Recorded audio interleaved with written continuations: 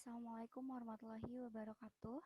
Perkenalkan, nama saya Seti Sabella, NIM 8114180028. Nah, di sini saya akan mempresentasikan eh, war- tentang waralaba Alfamart.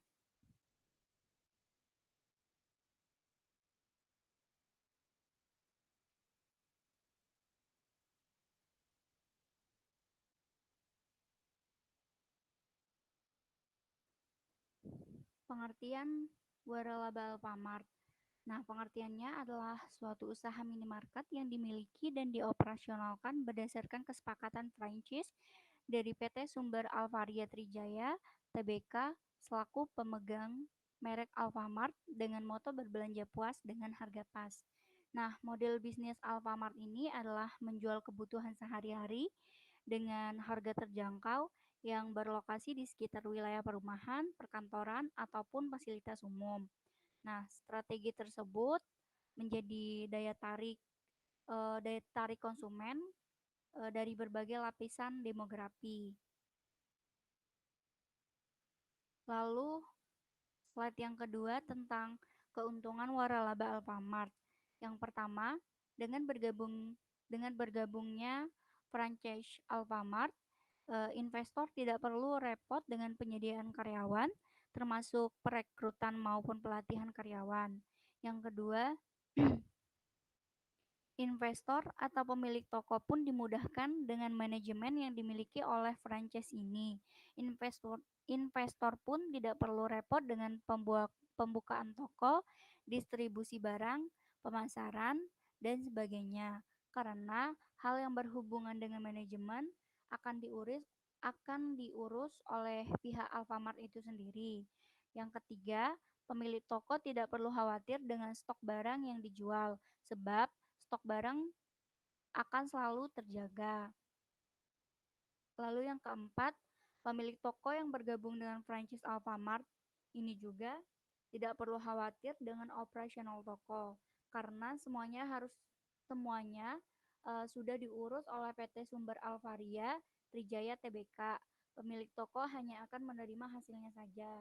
Lalu keuntungan yang kelima, Alfamart merupakan merek yang telah dikenal di mana-mana sehingga tidak butuh banyak promosi untuk membuat minimarket Alfamart dikunjungi oleh pelanggan.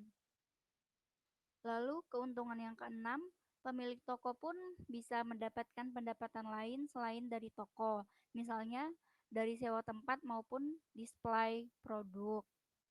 Lalu slide yang keempat, kemungkinan kerugian waralaba Alfamart. Yang pertama, adanya ongkos waralaba dan pembagian keuntungan atau royalti dengan pihak Alfamart. Yang kedua, operasional yang disiplin dan harus dipatuhi. Yang ketiga, tidak bebas dalam memilih produk yang ingin dijual.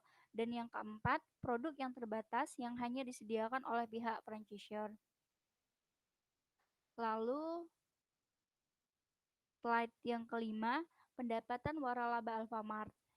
Omset omset yang pertama Rp0 sampai dengan Rp150 juta sebesar 0%, omset hingga 175 juta sebesar 1%, omset yang ketiga dari 175 juta sampai 200 juta sebesar 2%, omset yang keempat yaitu dari 200 juta sampai 250 juta sebesar 3%, dan omset yang terakhir lebih dari 250 juta mendapatkan persenan 4%.